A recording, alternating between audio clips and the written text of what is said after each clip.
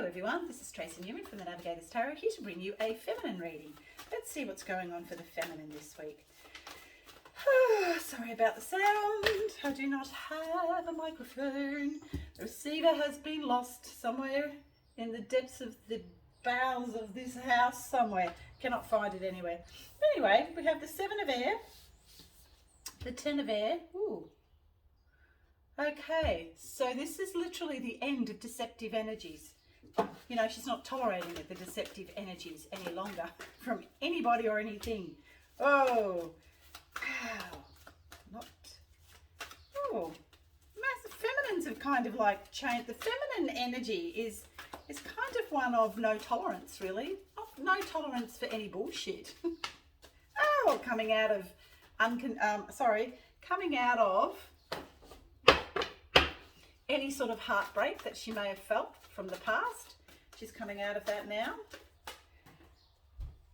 Oh, into these lovely, loving energies. And she has a choice about doing that. And she is doing that and looking at her options, seeing that she does have options. Coming to the end of cycles of pretty much putting up with shit from people. But, you know, she's still purging out a lot of these energies. This is really deep energy that the feminine is moving through her physical body. And a lot of it's got to do with how she's moving forward in the world, and also to purging out also energy from around this area here, which is the root chakra, which is about safety and being independent.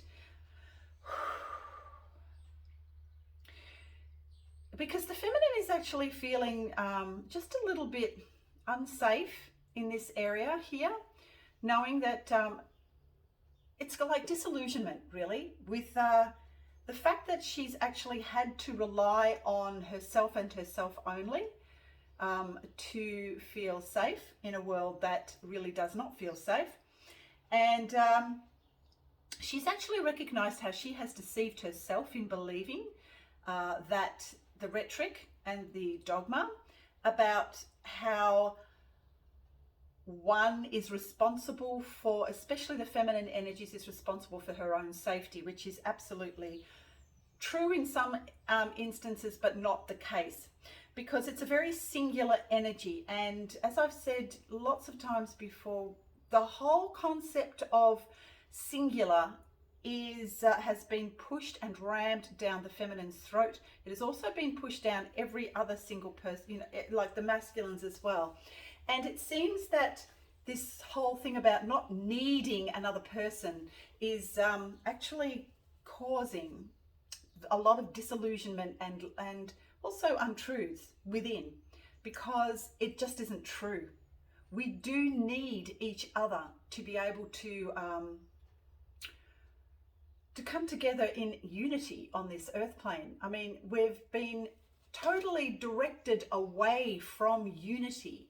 We've been disconnected from source because we've been driven away from that.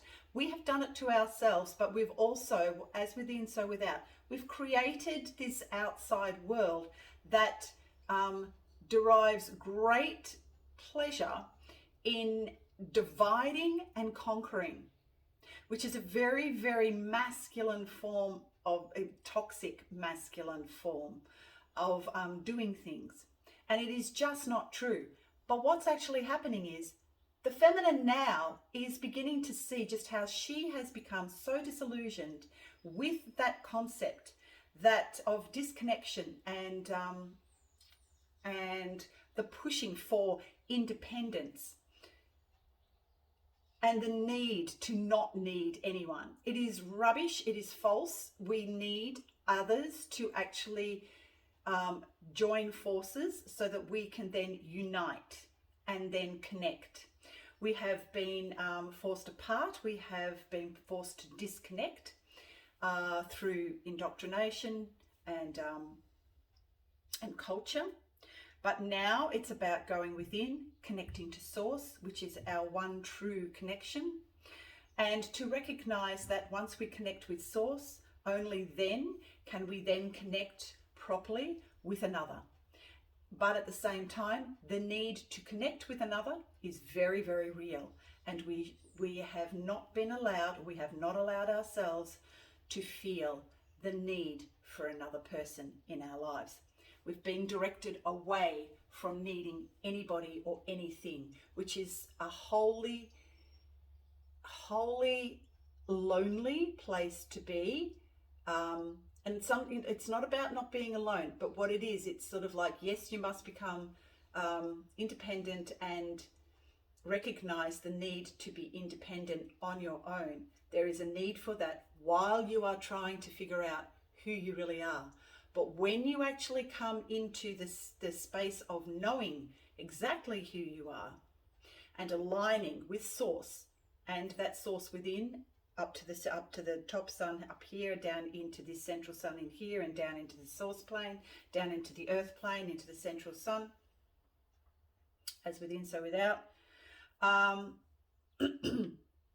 That's when you'll find the connection to source. Then you can then find a connection with others. I hope that makes sense. Anyway, so the feminine is now beginning to realize that the need for another is very real, to align and connect, not only with source, but to another is very real, and that we've been sold a lie.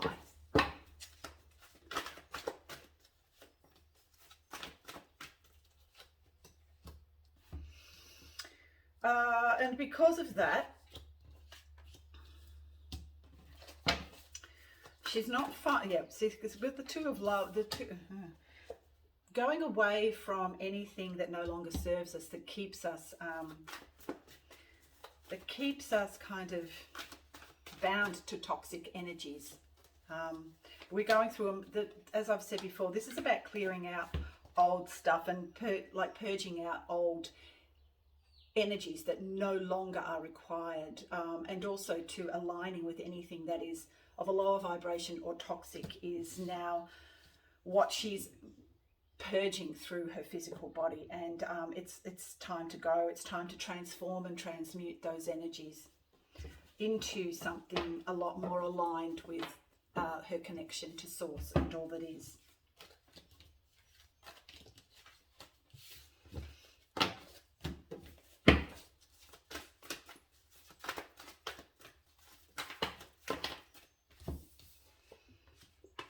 The Empress, the Eight of Fire, yeah, no reconnection.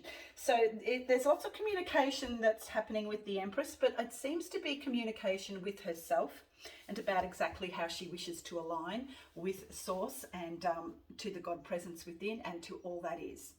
Once she aligns properly with the source and the God presence within, then she is able to manifest on an outer level. But at this point in time, as she's connecting with source, she's also purging out anything that is no longer required, old energies, old falsehoods, anything that she has been told in the past, which she now believes is not true, has to be purged out. And there's a lot of disillusionment that is coming through, and that has to be purged.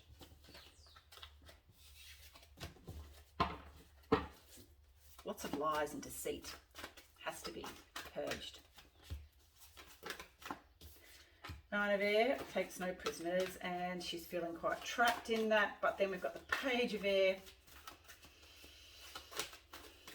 basically giving it up to God and allowing whatever needs to happen, let it happen. The Star, in the hopes of difficulties, she needs to hold on to that star, though, that hope and that faith that she has in herself and the God presence within. Okay, I hope that makes sense. I'm sorry once again about sound. I will do what I can to find another microphone at some point between now and next week. Okay, bye for now.